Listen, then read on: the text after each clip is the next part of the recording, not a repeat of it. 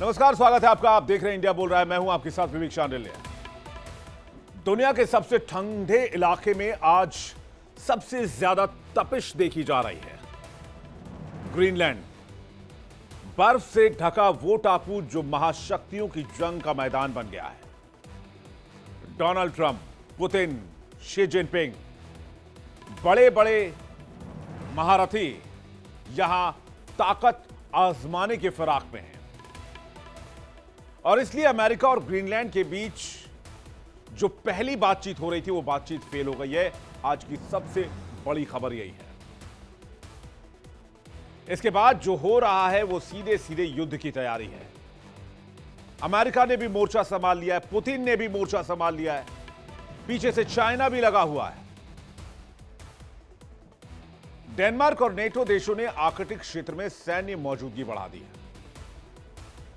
और यहां यूरोप भी ताल ठोक रहा है। यूरोपीय यूनियन ने सैन्य इंफ्रास्ट्रक्चर को बढ़ाने के संकेत दिए हैं। ऑपरेशन आर्कटिक एंड्योरेंस के तहत स्वीडन, नॉर्वे, जर्मनी, फ्रांस जैसे देश सैनिक युद्धक जहाज और फाइटर जेट भेज रहे हैं। सवाल उठता है, किसके खिलाफ? चीन के खिलाफ? नहीं। पुतिन के खिलाफ? नहीं। तो क्या अमेरिका के खिलाफ? क्या पता। और यह सब उस वक्त हो रहा है जब अमेरिकी राष्ट्रपति डोनाल्ड ट्रंप ग्रीनलैंड पर नियंत्रण जैसे बयान दे चुके हैं। तो क्या नेटो देश अब अमेरिका के सामने डटकर खड़े हो रहे हैं? क्या यह वही नेटो है जो कल तक अमेरिका की छतरी था और आज उसी छतरी के नीचे दरारें आ चुकी हैं? नेटो के 6 देश अमेरिका के खिलाफ मोर्चा खोलने की तैयारी कर चुके हैं। दुनिया पूछ रही है, क्या आर्कटिक की बर्फ अब खून से पिघलेगी? और क्या ये वही मोड़ है जहां से विश्व युद्ध 3 का सायरन सुनाई देगा? क्योंकि इतिहास गवाह है कि विश्व युद्ध अक्सर छोटे छोटे उकसावे वाली हरकतों से शुरू हुए और बाद में पूरी दुनिया को अपनी लपेटे में लेते गए।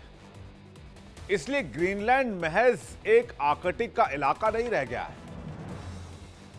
यह ताकत का, रणनीति का और वर्चस्व की परीक्षा का इलाका बन गया है, जहां विश्व की बड़ी धुरी आपस में भिड़ने की तैयारी कर रही है। यहां यूरोप भी है, यहां अमेरिका भी है, यहां रूस भी है, यहां चाइना भी है। यानी फुल वर्ल्ड वॉर का सीन है। और पहली बातचीत डेनमार्क के साथ फेल हो चुकी है। आज इसी मुद्दे पर सबसे बड़ी चर्चा, दुनिया भर से मेहमान हमारे साथ जुड़ेंगे। आज दुनिया के नक्शे पर एक ऐसा इलाका लाल हो रहा है जो अभी तक बर्फ में ढका हुआ था। यहां शांति थी, सुकून था और दुनिया के सबसे खुशहाल देशों में इसकी गिनती होती थी। लेकिन अब वहां टैंकों की गड़गड़ाहट सुनाई दे रही है। ग्रीनलैंड, जो टापू दशकों तक भूगोल की किताबों में चुपचाप पड़ा रहा, आज वैश्विक युद्ध की आशंका का केंद्र बन गया है। अमेरिका और डेनमार्क के बीच ग्रीनलैंड को लेकर होने वाली बातचीत नाकाम हो गई है और जब जब बातचीत फेल होती है तो इतिहास गवाह है कि बंदूकें गरजती हैं, तोपें गरजती हैं, मिसाइलें गरजती हैं, बम फटते हैं। और यहां तो तस्वीर और खतरनाक है। डेनमार्क के इलाके में अमेरिका की दावेदारी अलग है, यूरोप ने अलग दावा ठोक दिया है। रूस और चीन अपने डिस्ट्रॉयर्स के साथ पहले ही यहां पर मौजूद है। और वहीं डेनमार्क ने अकेले कदम नहीं उठाया है। नेटो के 6 देश आर्कटिक क्षेत्र में सैन्य मौजूदगी बढ़ा रहे हैं। इससे ट्रंप का ग्रीनलैंड वाला सपना चकनाचूर हो गया और यह पक्का है कि ग्रीनलैंड की सुरक्षा को लेकर अंतर्राष्ट्रीय स्तर पर हलचल तेज है। नेटो देशों ने ग्रीनलैंड को लेकर सक्रियता बढ़ा दी और किसी भी बाहरी खतरे से ग्रीनलैंड को बचाने के लिए यूरोपीय यूनियन ने 47.2 आर्टिकल को एक्टिव कर दिया है। डेनमार्क की अपील पर अब तक 6 नेटो देशों का फैसला सामने आ गया है। Sweden, Norway, Germany, France, Netherlands और कनाडा भी इसमें शामिल है। ये नेटो के देश ऑपरेशन आर्कटिक एंड्योरेंस के तहत अपनी सेना ग्रीनलैंड भेज रहे हैं। धीरे धीरे इसमें कई और देश शामिल हो सकते हैं क्योंकि पूरा यूरोप ट्रंप के इस रवैये से परेशान हो गया है, ट्रंप की तानाशाही से नाराज हो गया है। अब ये जो ऑपरेशन आर्कटिक एंड्योरेंस है, ये क्या है जो यूरोप लेकर आ रहा है ग्रीनलैंड में? नाम जितना ठंडा है, इरादे उतने ही गर्म हैं। Sweden, Norway, Germany, France, Netherlands और कनाडा सैनिक भेजेंगे, जंगी जहाज तैनात करेंगे। आर्कटिक की बर्फ पर फौजी बूटों की आहट सुनाई दे रही है, क्योंकि ग्रीनलैंड में 6 देशों की सैन्य मौजूदगी बढ़ने वाली है। और यह मत भूलिए कि अमेरिका पहले से इस इलाके में मौजूद अपने सैन्य बेस के साथ। यह मत भूलिए कि चाइना और रशिया भी इस इलाके में पहले से मौजूद है। इसलिए यूरोप भी पीछे नहीं रहना चाहता है, क्योंकि इलाका ही यूरोप का है। दावेदारी भले अमेरिका कर रहा हो। यूरोप ऑपरेशन आर्कटिक एंड्योरेंस के तहत सुरक्षा घेरा बढ़ा रहा है। डेनिश आर्म्ड फोर्सेस अपनी मौजूदगी बढ़ाएगी और संयुक्त अभ्यास भी करेगी। स्वीडिश आर्म्ड फोर्सेस के अधिकारी पहले ही ग्रीनलैंड पहुंच चुके हैं। नॉर्वे 2 सैन्य अधिकारियों को वहां पर भेजने की तैयारी कर रहा है और सहयोग की संभावनाएं तलाशने के लिए जाएंगे। जर्मनी ने 13 सैनिकों की एक टोही टीम भेजी है कि ऑप्शंस क्या हो सकते हैं, वहां डिप्लॉयमेंट क्या हो सकती है, बेसिस क्या बन सकते हैं। यह टीम 17 जनवरी तक दौरा करके रिपोर्ट दे देगी। फ्रांस भी संयुक्त अभ्यास में हिस्सा ले रहा है। फ्रांस की पहली यूनिट तो रवाना भी हो गई। तो अब सवाल यह है कि यूरोप की यह तैयारी, खासकर ये जो 6 देश हैं, इनकी ये तैयारी किसके खिलाफ है? जाहिर सी बात है, जो इमीडिएट थ्रेट है उसके खिलाफ है। तो क्या ये तैयारी रशिया के खिलाफ है? रशिया से ग्रीनलैंड को कोई इमीडिएट थ्रेट नहीं है। तो क्या चाइना के खिलाफ है? चाइना से भी ग्रीनलैंड और इस इलाके को कोई इमीडिएट थ्रेट नहीं है। मैं आगे की बात नहीं कर रहा। यानी ये सब उस वक्त में हो रहा है जब अमेरिकी राष्ट्रपति डोनाल्ड ट्रंप ग्रीनलैंड को कब्जा करने के लिए खुला बयान दे रहे हैं।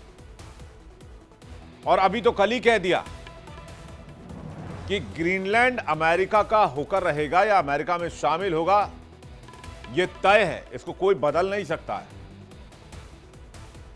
तो क्या यूरोप की यह तैनाती सिर्फ सहयोग है या फिर अमेरिका को सीधा मैसेज है, अमेरिका पीछे हटो, वरना अंजाम कुछ भी हो सकता है? यही वो मोड़ है जहां कहानी सिर्फ भू राजनीतिक मामलों तक नहीं रह जाती या डिप्लोमेसी तक नहीं रह जाती। कहानी महाशक्तियों के टकराव की बन जाती है। अब जरा रुकिए, सोचिए और समझिए और इस तस्वीर को ध्यान से देखिए। नेटो, जिस संगठन की रीढ़ माना जाता है अमेरिका, जिसकी ताकत का चेहरा वॉशिंगटन रहा, आज उसी नेटो के कुछ देश अमेरिका के फैसलों से असहज हैं। अमेरिका की मंशा पर सवाल उठा रहे हैं। अमेरिका पहले ही नेटो पर सवाल उठा चुका है। वो कहता है नेटो के लिए इतना बजट हम क्यों दें, हमें नेटो की आवश्यकता नहीं है। अमेरिका आर्कटिक में मसल फ्लेक्स कर रहा है। तो ग्रीनलैंड में नेटो के सैन्य गतिविधियों का भी एक पूरा का पूरा खाका दिख रहा है। ग्रीनलैंड में नेटो की सैन्य गतिविधि का मकसद साफ है। ग्रीनलैंड पर ट्रंप की सुरक्षा संबंधी चिंता को नजरअंदाज नहीं किया जा सकता। अगर रूस चीन से खतरा है तो नेटो समाधान करेगा, और अमेरिका से भी खतरा है तो नेटो समाधान करेगा। यूरोपीय और कनाडाई सैनिकों की मौजूदगी ट्रंप को चेतावनी की। ग्रीनलैंड पर कब्जे की कोशिश मतलब करीबी सहयोगियों से टकराव हो सकता है।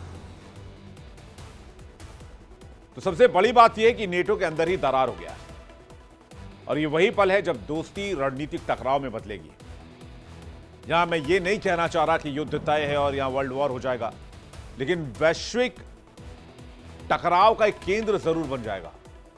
हालात बेहद खतरनाक दिशा में जा रहे हैं, क्योंकि जब सैन्य अभ्यास बयान के बाद होते हैं तो वो सिर्फ अभ्यास नहीं रह जाते, वो एक तरह का पोस्चरिंग बन जाता है, एक तरह की वार्निंग, चेतावनी हो जाती है।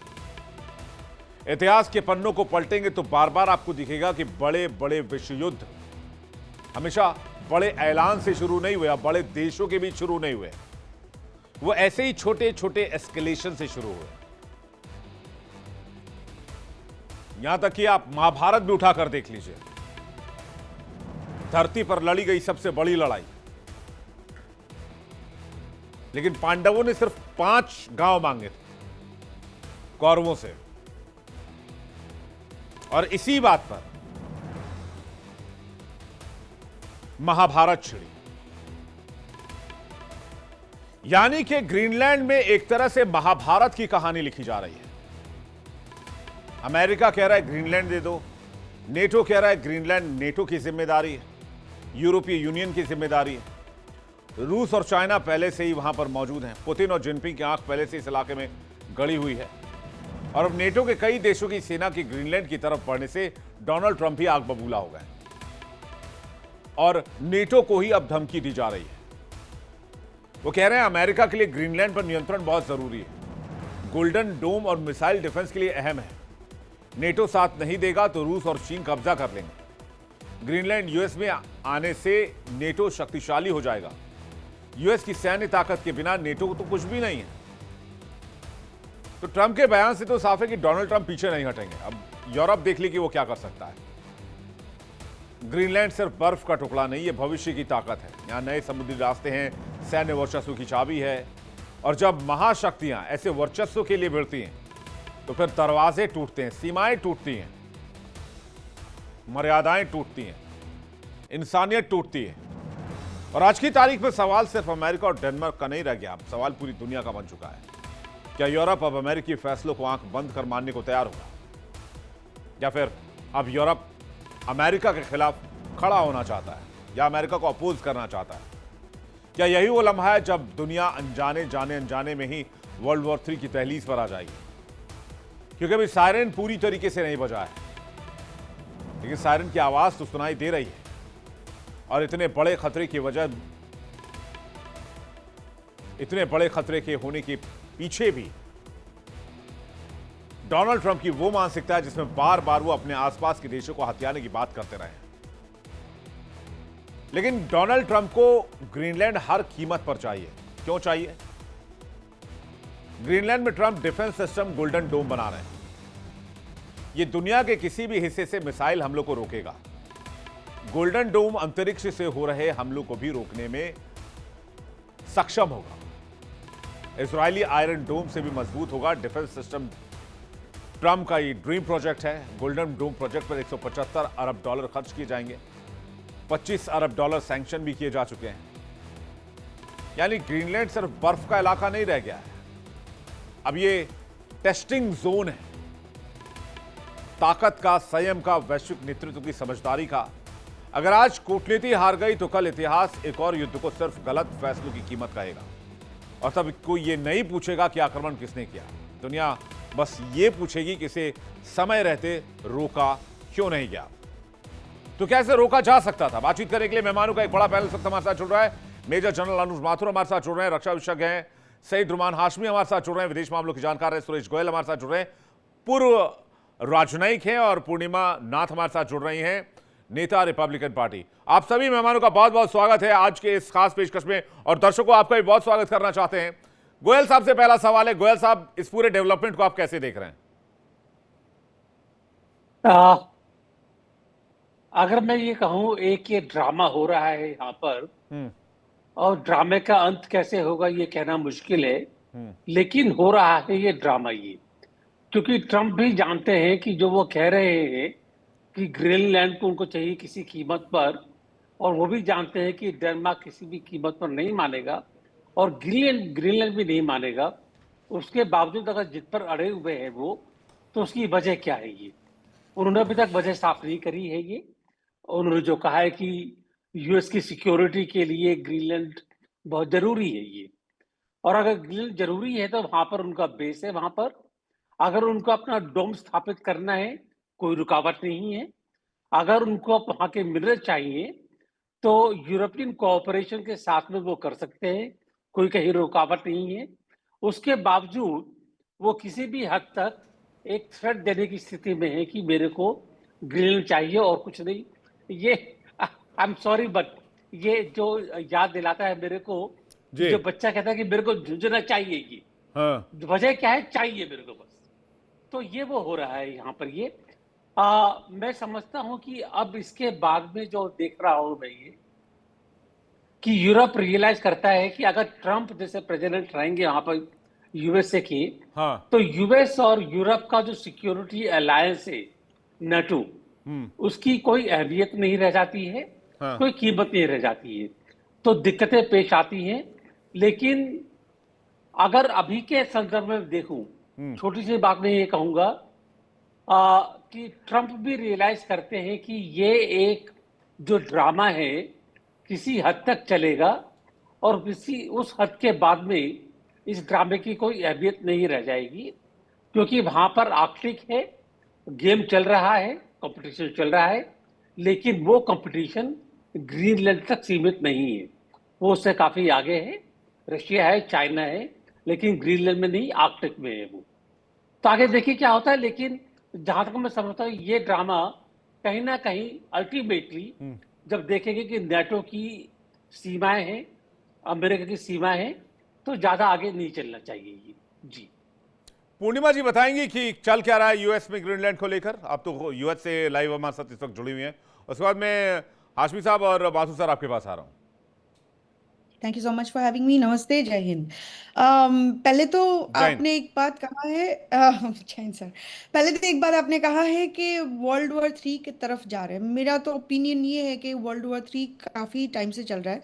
आप प्रॉक्सी वॉर देख लीजिए, यूएस की यूक्रेन गाजा ले लीजिए, इकोनॉमिक वॉरफेयर देख लीजिए, आप तारिफ ले लीजिए, सैंक्शंस ले लीजिए, करेंसी वेपनाइजेशन ले लीजिए, आप टेक वॉरफेयर ले लीजिए जहाँ पे AI, cyber attacks, surveillance, data dominance की बात होती है। आप इंफॉर्मेशन वॉरफेयर लीजिए जिसमें आपकी प्रोपेगेंडा, साइऑप्स, माइंड कंट्रोल का गेम चलता है। जिस आप आर्म रेसेस का सिचुएशन देख लीजिए जहाँ पे स्पेस की बात होती है, मॉडर्नाइजेशन की, अंडर डिफेंस के अंदर वहाँ पे कब्जा करने की बात हो रही है, हाइपरसोनिक्स की बात हो रही है, ड्रोन्स की बात हो रही है। तो ये तो मतलब आप अगर बोल रहे हैं कि वर्ल्ड वॉर 3 आने वाला है, मेरे ख्याल से काफ़ी साल से ये चल रहा है, ये धीरे धीरे चल रहा है। अभी ये एस्केलेशन हो चुका है, एस्केलेशन होने का अभी देरी नहीं है।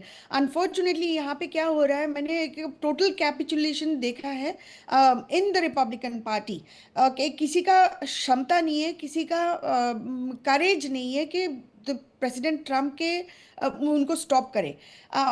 डेमोक्रेट पार्टी का भी अभी कोई ट्रूथ नहीं रहा है। अब आपको पता है, अभी कुछ दिन पहले जो 500% तारीफ की बात किया जा रहा था, वो it was actually by partisan support, it was not just Republican party. So America का गोल हमेशा यही रहा है कि अमेरिकन हेजिमनी, अमेरिकन इंपीरियलिज्म, वो जो कॉलोनियल टैक्टिक्स है वो चेंज होता रहा, अपडेट होता रहा, but it has never changed.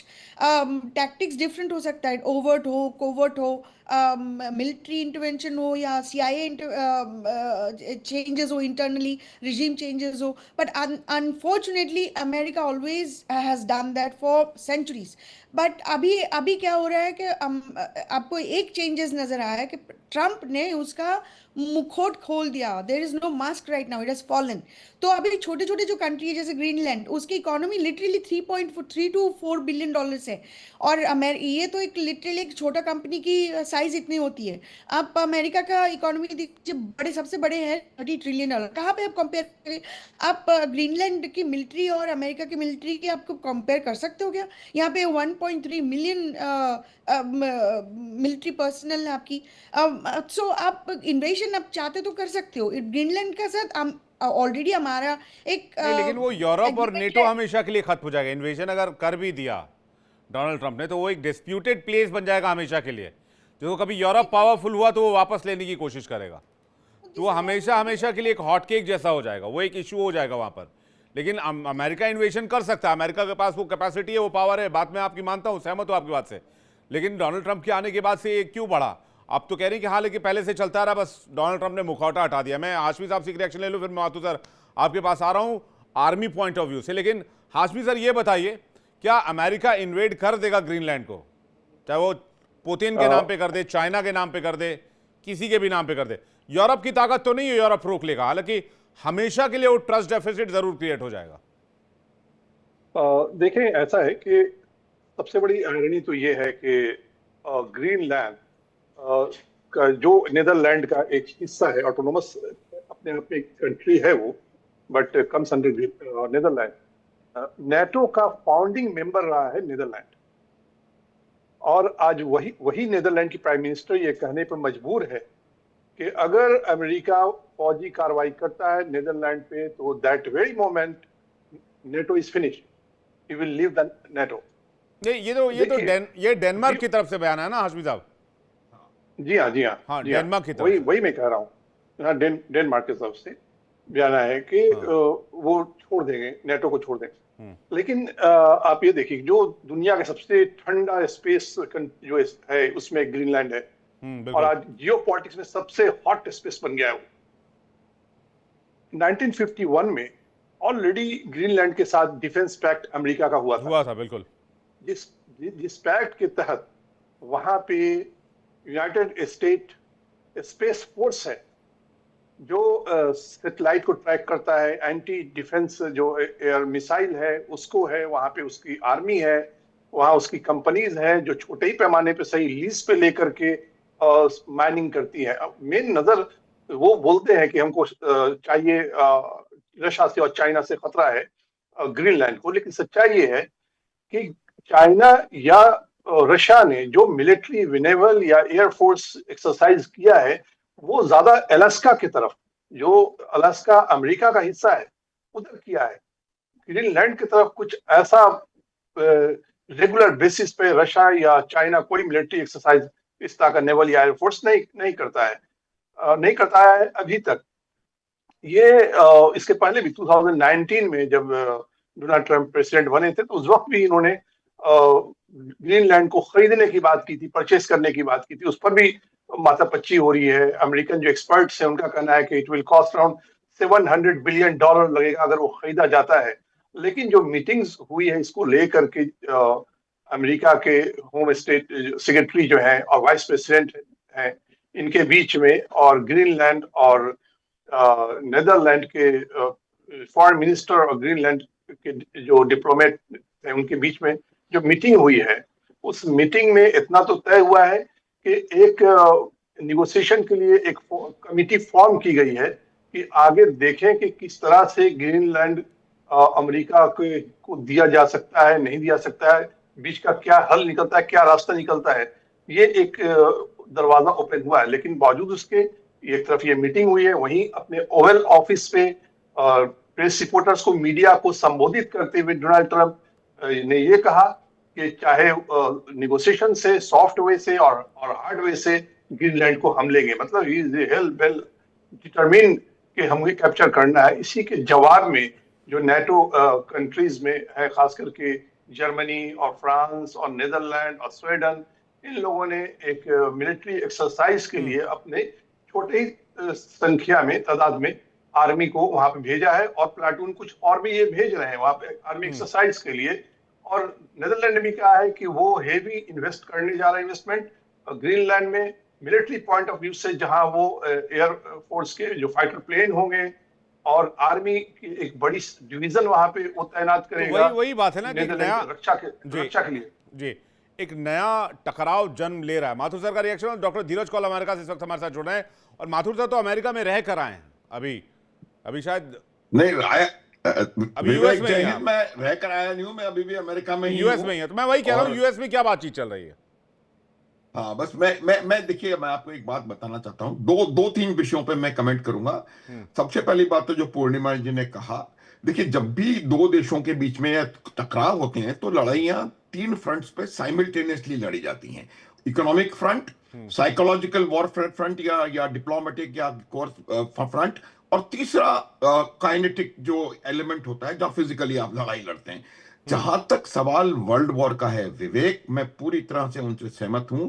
ये वर्ल्ड वॉर इकोनॉमिक फ्रंट पे और साइकोलॉजिकल फ्रंट पे लगातार चल रहा है पिछले कई वर्षों से, और इसमें कोई मुझे संदेह नहीं है। पूरी दुनिया के तमाम देश इसके अंदर शामिल हैं। तीन, और जो रशिया और चाइना और अमेरिका की इनकी जो ओवरहोड़ लगी हुई है, जिसको कि हम कह सकते हैं सुपर पावर राइवलरी, वो इस कहीं ना कहीं इसके लिए जिम्मेदार है। अब जहां तक सवाल आपने मिलिट्री पॉइंट ऑफ व्यू से पूछा है, देखिए एक बात बिल्कुल साफ है कि अमेरिका का स्टांस बिल्कुल क्लियर है। उनको ग्रीनलैंड चाहिए। ग्रीनलैंड क्यों चाहिए, ये बात बिल्कुल कल 3-4 दिन से मैं ये कह रहा हूं कि ग्रीनलैंड उनको सिक्योरिटी के हिसाब से मुझे नहीं लगता है आवश्यकता है, क्योंकि जहां तक सवाल ग्रीनलैंड की सिक्योरिटी का है, जब वो नाटो का हिस्सा है और अमेरिका नाटो है तो उसको उसकी सिक्योरिटी ऑटोमेटिकली गारंटीड होनी चाहिए ग्रैंड आर्टिकल 5 ऑफ नाटो के हिसाब से।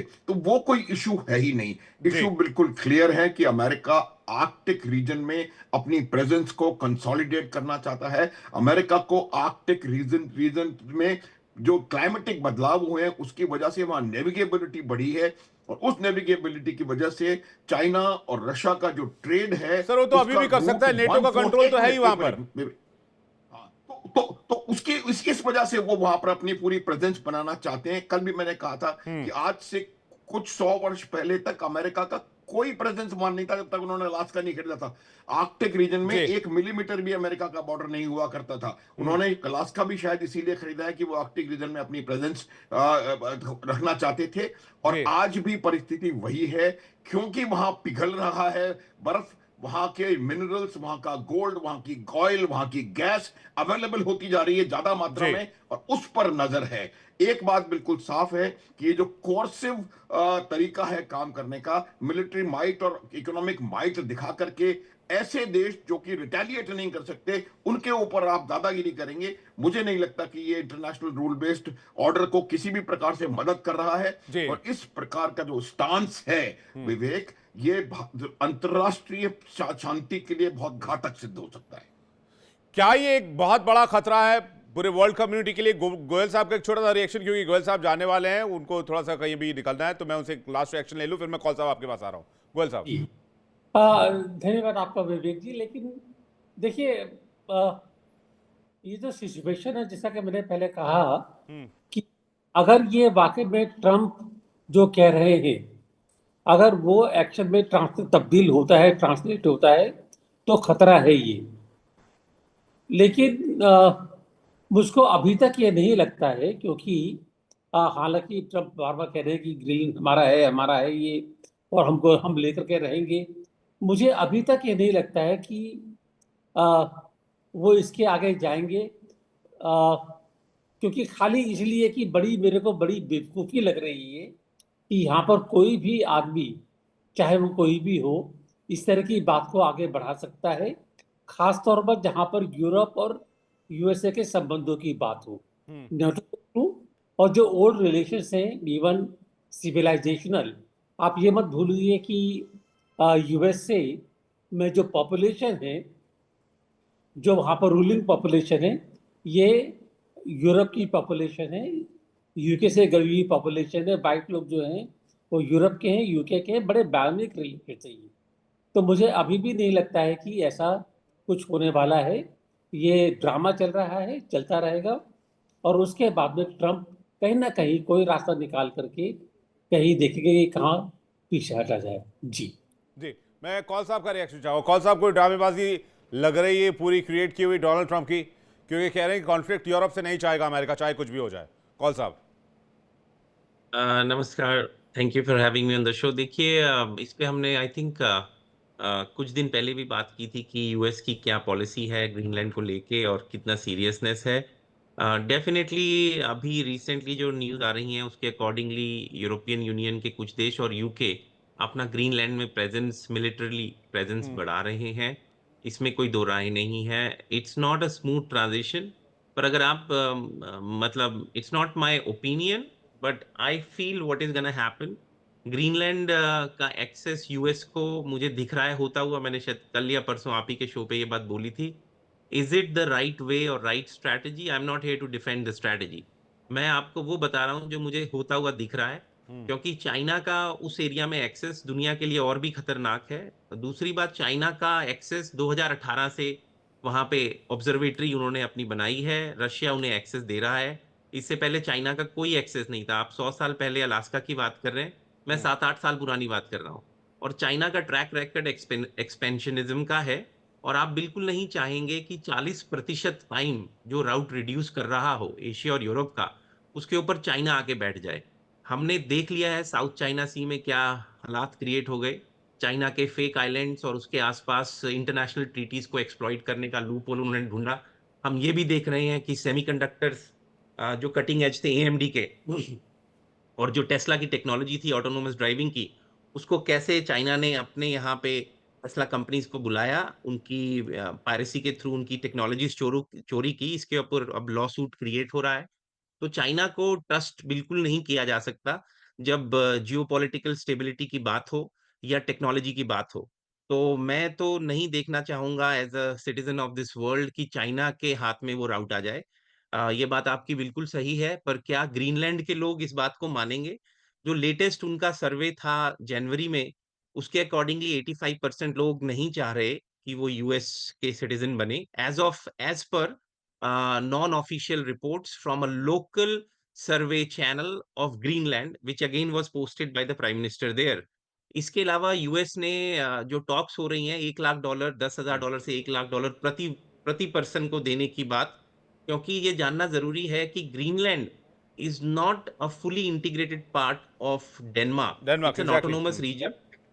इट्स एन ऑटोनोमस रीजन जिसका डिफेंस और फॉरेन पॉलिसी ही सिर्फ डेनमार्क के पास है। और परसों जो हमने शो किया था, मैंने टाइमलाइन से आपको समझाया कि डेनमार्क, नॉर्वे का क्या क्लेम था ग्रीनलैंड के ऊपर। ग्रीनलैंड अभी तक सब लोग सो रहे थे, वो जाग इसलिए गए क्योंकि आर्कटिक आइस मेल्ट हो रही है। और जो रेयर अर्थ की डिमांड हमारे पास पहले थी, आज से 5 साल पहले जी 1% थी, आज वही 5,500% है। मैं दोबारा रिपीट करता हूँ, एक चीज जिसकी डिमांड 1% हो as of current existing value, अगर आप 1% से पिछले 5 साल में 5,500% एक चीज को ग्रो कर दें, तो विवेक जी आप भी समझ सकते हैं क्या लेवल की डिमांड है। और जो रेयर अर्थ का एक फ्रैक्शन चाइना में पाया जाता है, वो ही फ्रैक्शन ग्रीनलैंड के अंदर पाया गया है। तो वो इस टाइम सिर्फ 2 ही कंट्रीज में दिखा है, China and Greenland, not all rare earth. And again आप सर, वो तो जानते हैं deal rare earth is not उसको वेरी रेयर। उसको मेरा मेरा सिंपल सा सवाल है, आप कह रहे हैं अमेरिकी हित में, मैं ये कहता हूँ अमेरिकी हित में, तो उसको डील करके ले सकते हैं, उसको बिल्कुल। बायलैटरल टॉक से ले सकते हैं, उसके हाँ, लिए मैं एक इन्वेड पॉइंट करने के लिए क्या जरूरत है, मैं ये पूछ रहा हूँ। 100%। ये बिल्कुल सही सवाल आपने पूछा है और मैं आपसे एग्री करता हूँ। ये डेमोक्रेसी, हम लोग सिविलाइज्ड वर्ल्ड में रहते हैं, बिल्कुल, there exactly. Is a ways to do things. हाँ। अगर जिसकी लाठी उसकी भैंस वाला कंसेप्ट शुरू हो गया, तो साउथ ईस्ट एशिया में चाइना खा जाएगा आधी चीजों को। बिल्कुल। यहाँ पे रशिया तो एक्सपेंशनिज्म यूक्रेन को ले ही रहा है, और ऐसी चीजें चलती रहेंगी। America has been a beacon of democracy, और उसके एथिकल मॉरल ग्राउंड्स बहुत हाई हमेशा रहे हैं। बिल्कुल। लेकिन ट्रंप के कार्यकाल में वो एथिकल हाई ग्राउंड पे बैठने में ज्यादा जी। इंटरेस्ट नहीं दिखा रहे। लेकिन एक पॉइंट मैं आपको बताना चाहूंगा जो आपने मुझसे पूछा, अगर हम ग्रीनलैंड के लोग, जो कि एक अनऑफिशियल स्टेटमेंट है कि $10,000 से $1,00,000 भी अगर प्रति पर्सन दे दें, 50 बिलियन का खर्चा आता है, 50,000 लोग हैं। इसके ऊपर कन्वर्सेशन हो रही है, लेकिन मैंने जैसे बताया ग्रीनलैंड के लोगों ने इसको आउटराइट रिजेक्ट किया है, 85% लोगों ने। ये एक बहुत इंपॉर्टेंट पॉइंट निकल कर आया कौल साहब से बातचीत करने के बाद। मैं पूर्णिमा जी के पास जा रहा हूँ, उसके बाद हाशमी साहब और माथुर जी के पास जा रहा हूँ। एक बहुत खतरनाक रेस की शुरुआत हो जाएगी, जबरन ऑक्युपाइड या ऑक्यूपेशन की, साउथ ईस्ट एशिया से लेकर पूरे वर्ल्ड में हर देश चाहेगा वो छोटे वाले को अपने में मिला ले। पूर्णिमा जी। जी, आप लोग डेमोक्रेसी की बात कर रहे हो, बहुत अच्छी बात है, लेकिन ये तो कब का क्रश हो चुका है। ये तो हद कर दिया। वेनेजुएला की लीडर को उठा के लेके आ गए वो, और अमेरिका धमकियां दे रहे, हमने ले लिया आपकी जगह और आपकी पॉलिसी हम तय तय करेंगे। तो ये तो वेनेजुएला डिडंट अब हैपन तो इन अ नाइट, अब तो ओवरनाइट। ट्रम्प साहब ये तो एक्टिंग प्रेसिडेंट भी हैं, उन्होंने बाकायदा इस बारे में पोस्ट भी किया था, वेनेजुएला के acting president mister Donald Trump. जी, वो आप सोचिए, कल की बात है, परसों की बात है, जो फोर्ड में गए थे मिशिगन में, वहाँ पे एक वर्कर को उन्होंने प्रोफेनिटी यूज करा है उसके ऊपर। कुछ भी कहे वो, आप एक लीडर हो, आपका थिक स्किन होना चाहिए, अब आपका ऑपोजिशन भी होना चाहिए। आप तो यहाँ पे सबका गला घोट रहे हो और सबको साइलेंस करने के लिए लगा लगा के रखे हो। लिटरली यहाँ पे रिपब्लिकन पार्टी में तो ये भी कहा जा रहा है कि आप अगर ट्रम्प को पसंद नहीं करते तो आप रिपब्लिकन बन ही नहीं सकते हो। आप समझ नहीं रहे हो बात क्या मतलब क्या है। इसका मतलब है आपका ऑपोजिशन है ही नहीं यहाँ पे। ये डेमोक्रेसी कहाँ से बात हो रही है? अभी डेमोक्रेसी तो कब का खत्म हो चुका है।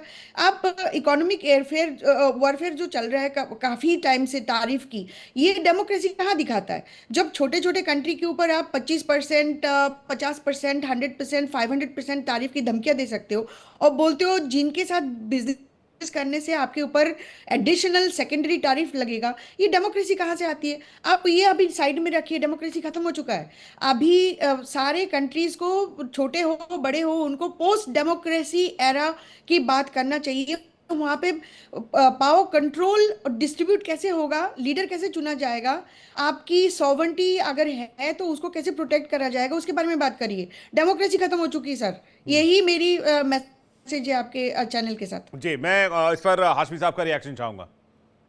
क्या डोनाल्ड ट्रंप के रिजीम के बाद या और ग्रीनलैंड में एंटर होने के बाद अमेरिका के एक ये पूरे वर्ल्ड डिप्लोमेसी के लिए एक माइलस्टोन तो पॉजिटिव वर्ड हो गया, एक मोड़ होगा जहां से दुनिया हमेशा के लिए दूसरी तरफ मुड़ जाएगी वर्ल्ड ऑर्डर में भी?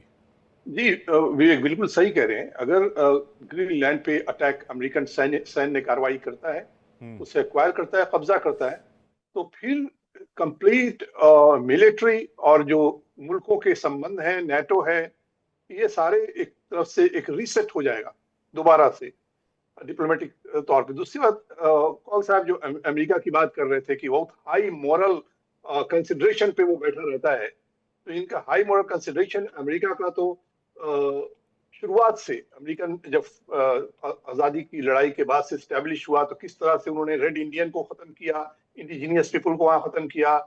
इस पाकिस्तान में जब पाकिस्तान का जनरल टिका खान जब मैसेक्योर कर रहा था बंगालियों का वहां पे और माइनॉरिटीज का, उस वक्त किस तरह से उस वक्त के रूलिंग पार्टी जो अमेरिकन लीडर हैं, वो किस तरह से आंखें बंद किए हुए थे उस मैसेकर को लेकर के। वो भी उनके हाई मॉरल एथिकल कंसिडरेशन को दर्शाता है। गजा में किस तरह से मौजूदा गवर्नमेंट, चाहे वो डेमोक्रेट बिडेन हो या फिर रिपब्लिकन डोनाल्ड ट्रंप हो, ये किस तरह से उसके बावजूद हथियारों की सप्लाई लगातार देते जा रहे हैं, ये भी इनके हाई मॉरल एथिकल कंसिडरेशन को दर्शाता है।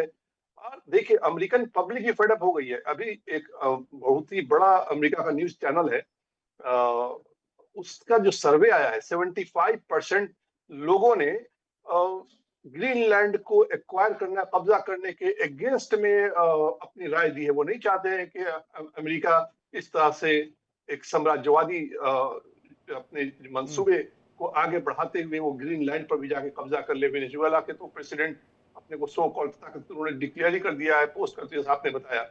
और फिर जो आगे पीछे इनकी जो होती है बयान, प्रेशर बनाते हैं। ईरान में देखिए उन्होंने क्या किया, उन्होंने कल बयान दिया कि the help are on the way और इंस्टीट्यूशन पे कब्जा कर लो। आज वो बयान दे रहे हैं मीडिया में कि नहीं, वो बातचीत हो रही है, दे आर नॉट किलिंग, वहां कोई किलिंग नहीं हो रहा है और वो रुक गया है और वो एग्जीक्यूशन भी नहीं कर रहे हैं। और उन्होंने कहा कि उधर से डिमोन्स्ट्रेशन जो थे, प्रोटेस्टर थे, उधर से उनके तरफ गोली चलाई गई, इसलिए उन्होंने रिटेलिएशन में उन्होंने गोली चलाई। एक्टिंग लाइक टपोरी, ऐसा लगता है कि वो किसी गली के किसी दादा दबंग टाइप जो बिहेव कर रहे हैं कि कभी भी कुछ भी किसी के लिए भी बोल दो, कभी भी किसी फैसले पे यूटर्न ले लो। मेन तो ये है ना, ग्रीनलैंड में है रेयर अर्थ, उस पर चाइना की मोनोपोली। अब रेयर अर्थ पे कब्जा करने के लिए प्लस 9 रेयर अर्थ के अलावा 9 और बेशकीमती वहां पे मिनरल्स हैं, जैसे लिथियम है, जैसे डायमंड है, जैसे गोल्ड है। उस पे वो मुकम्मल कब्जा करके चाहते हैं कि उसको बुरी तरह से एक्सप्लॉइट करके और वहां के रिसोर्सेज को इस्तेमाल किया। जैसे वेनेजुएला से वो तेल को चाह रहे हैं, ईरानी गवर्नमेंट को टॉपल करके वहां पे से भी तेल कब्जा करना चाह रहे हैं। यही काम उन्होंने लीबिया में किया।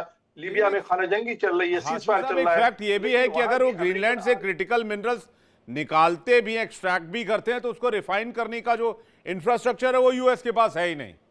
वो तो कंप्लीट चाइना की मोनोपोली है पूरे वर्ल्ड में। उस पर भी वो काम कर रहे हैं। वो जो रेयर अर्थ है उसको रिफाइन करने का, उसको परिष्कृत करने का, उस पर भी वो काम कर रहे हैं। वो तेल रशिया से अभी भी तेल खरीद रहे हैं। भारत से वो कह रहे हैं कि तेल नहीं खरीदो, क्योंकि उनकी तैयारी ये चल रही है कि 2028 तक तेल रिफाइनरी इस तरह के वो एस्टेब्लिश कर लेंगे और तेल, जैसे वेनेजुएला है वहां से तेल कब्जा कर रहे हैं, तो फिर रशिया से तेल की उनको जरूरत नहीं पड़ेगी। तो 2028 के बाद रशिया से भी वो तेल नहीं लेंगे, लेकिन फिलहाल वो रशिया से ले रहे हैं। भारत तो 50% वो लगा रहे हैं कि भारत तेल नहीं ले, तो किसी दूसरे के लिए तो बहुत ही तीता, हमारे लिए बहुत ही मीठा। ये अमेरिकन जो प्योर एक साम्राज्यवादी एक एम्बिशन होता है और साम्राज्यवादी जो नीतियां होती हैं, ये उसी को खुल करके उसका मुजाहरा कर रहे हैं डोनाल्ड ट्रंप।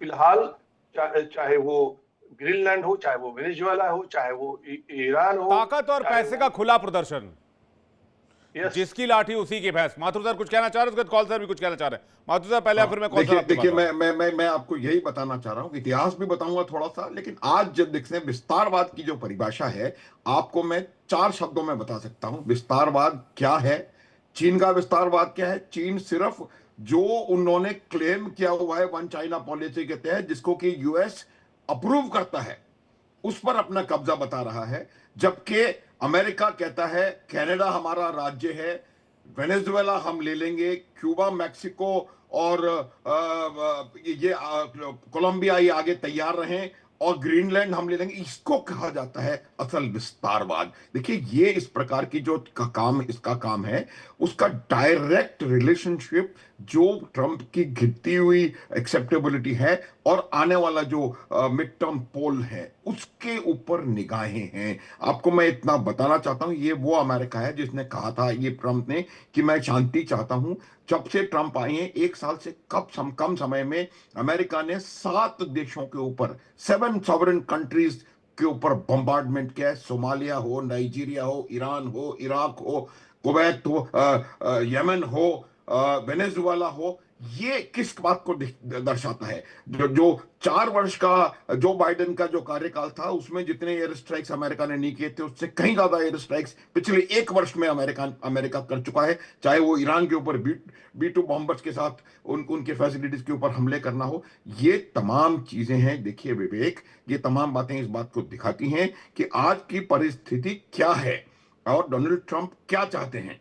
आप ये डबल स्पीक का इससे ज्यादा पराकाष्ठा हो नहीं सकती कि आप एक तरफ कह रहे हैं कि भाई चाइना जो वन चाइना पॉलिसी के तहत जो उनकी कंट्रीज है उनको क्लेम कर रहा है, उसके लिए तो आप कह रहे हैं कि वो विस्तारवादी है, और अमेरिका कहता है कि मैं कनाडा भी ले लूंगा, ग्रीनलैंड भी ले लूंगा, वेनेजुएला भी ले लूंगा, मैक्सिको भी ले लूंगा, क्यूबा भी ले लूंगा, कोलंबिया भी ले लूंगा। वो विस्तारवाद नहीं है, ये डबल स्पीक। तो मेरा कहने का मतलब ये है कि आज की परिस्थिति है, अंतरराष्ट्रीय रिलेशनशिप्स में अमेरिका को ये बात समझने की आवश्यकता है कि वो पूरी दुनिया से अलग होकर के, नाटो भी उनके खिलाफ हो जाएगा। जो पुराने ट्रस्टेड उनके फ्रेंड्स हैं वो उनका साथ छोड़ते हुए नजर आ रहे हैं। भारत जैसे देशों को वो एक साइडलाइन करने की कोशिश कर रहा है, और छोटे देशों के ऊपर वो जबरदस्त टैरिफ लगा करके उनको दबाने की कोशिश कर रहा है। ये तमाम एक्शंस अमेरिका उन देशों के खिलाफ ले रहा है विवेक, जो रिटेलिएट नहीं कर सकते। अब आज जब पूरे यूरोप ने, नाटो ने उठ करके रिटेलिएट करने की सोची है, उन्होंने सिंबॉलिक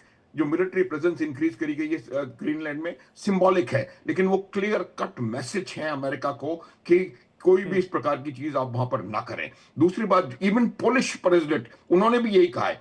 उन्होंने कहा है कि हम लोग डायरेक्टली नहीं, तो मिलिट्री इसका मतलब क्या है? क्या आप अमेरिका के खिलाफ एक मिनट तो यूरोप उन्होंने अपनी आर्मी उतारेगा? यूरोप में वो कैपेबिलिटी नहीं है सर कि यूरोप अमेरिका के खिलाफ लड़ पाए।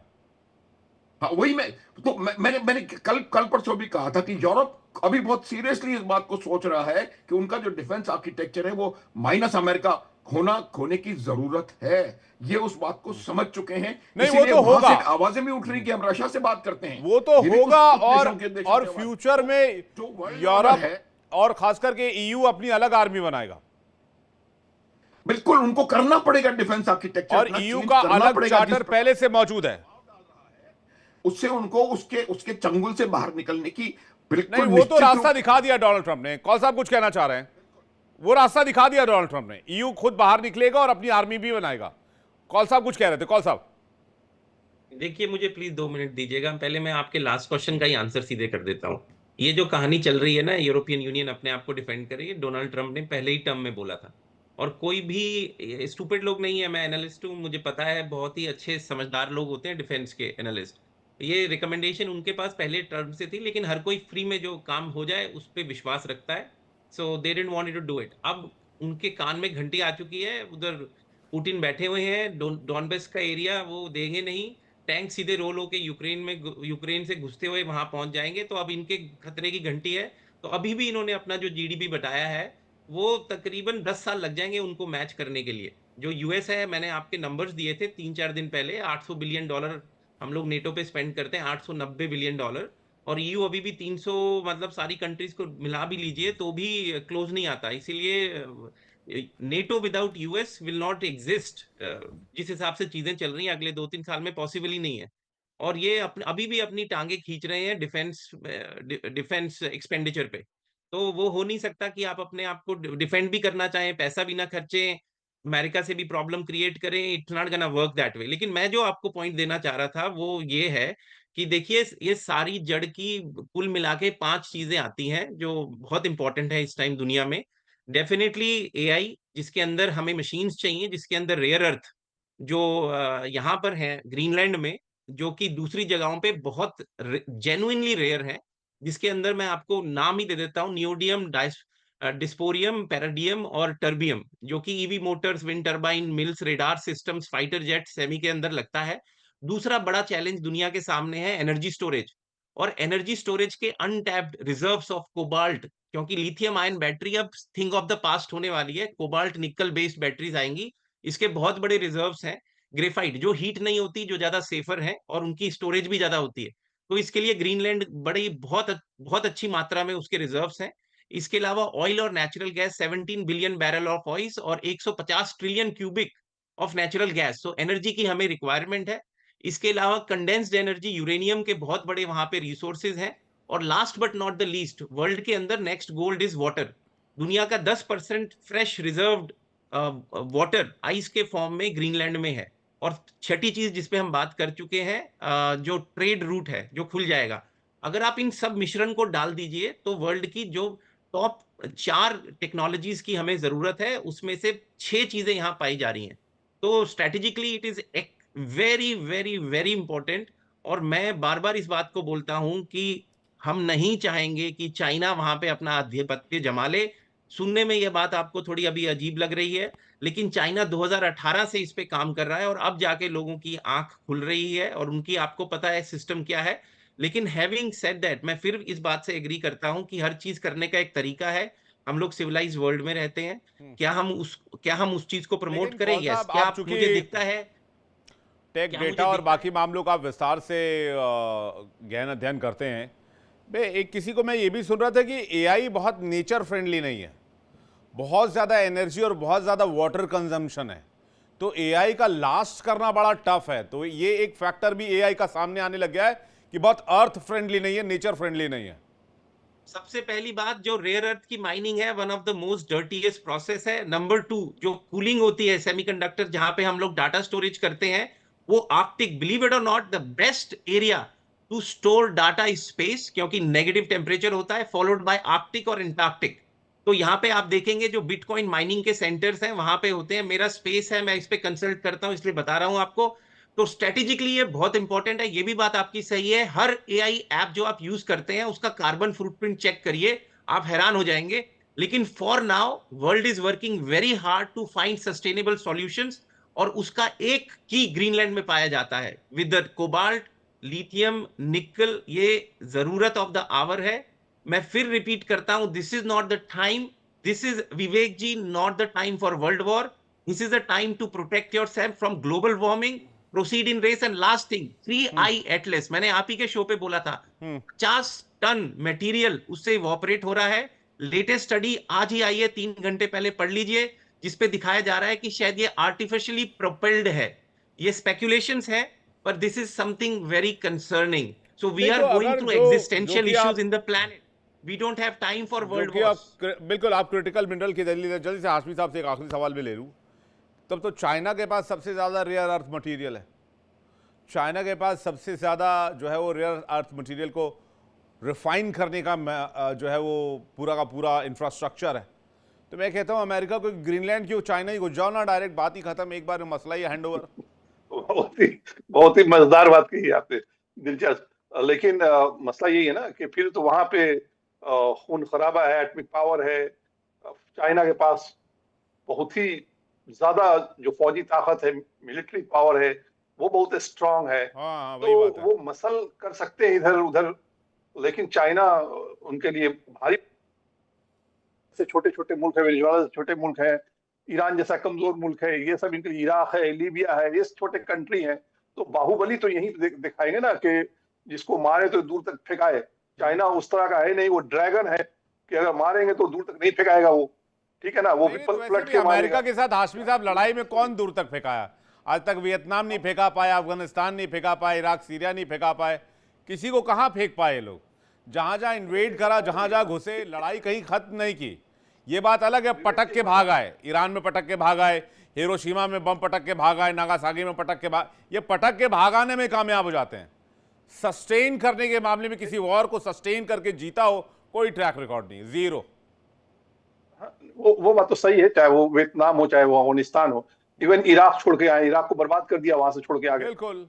एक बात और भी है, अगर अमेरिका को इतना जो मिनरल्स हैं उनके लिए जरूरत है, वो भी है, पेट्रोल है, तेल है, गैस है, 6 जो मेन मिनरल्स हैं वो चाहिए, जैसा बताया कौल साहब ने अमेरिका को, तो भाई डोनाल्ड ट्रंप बोले ना, ईमानदारी बरते, वो बोले कि भाई मुझे ये चाहिए, मुझे दे दो, तो वो दुनिया उनको तख्त पे वो चाहते हैं कि सजा के दे दे। मतलब चाइना नहीं ले, भारत नहीं ले, दूसरा फ्रांस जर्मन नहीं ले, उन पर उनका अधिकार है। क्या कॉपीराइट है पूरे दुनिया पर भी और आसमान में भी? अमेरिका का अपोलो 11 चांद पर भेज दिया तो वहां बोल दे कि वहां भी दूसरा कोई नहीं भेज सकता है, वहां वो भी हमारी ही राइट है, बिल्कुल कॉपीराइट है। नहीं, वही बात है कि मुझे ये चीज पसंद आ गई। अब ये मेरा पुराने फिल्मों में जो हमारे विलन हुआ करते थे, अमरीश पुरी साहब और डैनी साहब, और उनको कोई पसंद आ जाता था, बोले कल कल कल से ये चीज़ मेरी है, तो वही वाला हिसाब किताब है। बाकी अब मैं बाकी इशारा समझ गया हूँ। आप लोग बहुत बहुत शुक्रिया हमारे साथ जुड़ने के लिए। कौन सा फिर मैं आपसे जुड़ूंगा तो बातचीत करूंगा। बहुत बहुत धन्यवाद कीमती वक्त देने के लिए, बहुत बहुत शुक्रिया।